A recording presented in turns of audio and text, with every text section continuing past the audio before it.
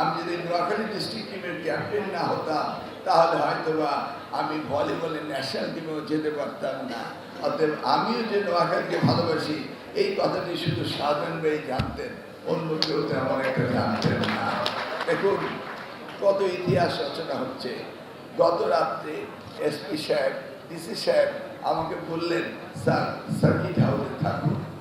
আমি বললাম না, আমি ডিসির বারান্দাতে থাকবো নতুন একটি ইতিহাস রচনা করার জন্য। ডিসির বারান্দাতে আমি ঘুমিয়ে আছি, পাশের রুমে ঘুমিয়ে আছেন আমাদের ইউজিসি চেয়ারম্যান। অর্থাৎ পাবলিক বিশ্ববিদ্যালয়কে যারা পরিচালিত করবে, যারা পাবলিক বিশ্ববিদ্যালয়কে আগামী দিনে বিশ্বমানের প্রতিযোগিতায় নিয়ে যাবে, সেই লোক দুটি একই ছাদের নিচে শুয়ে আছে।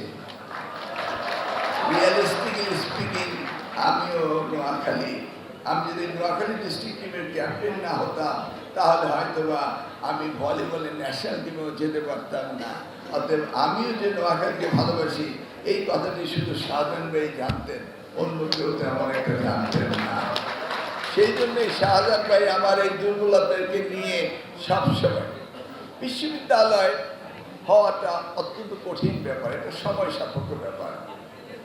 এই 2003 সালে এটাকে রেগুলেটরি বোর্ডে এনে 2006 সালে 3 বছরের মধ্যে ক্লাস শুরু করা, এই ধরনের ইউনিভার্সিটি একটিও হয়নি, শুধু হয়েছে ওনার প্রচেষ্টায় এই বিশ্ববিদ্যালয়।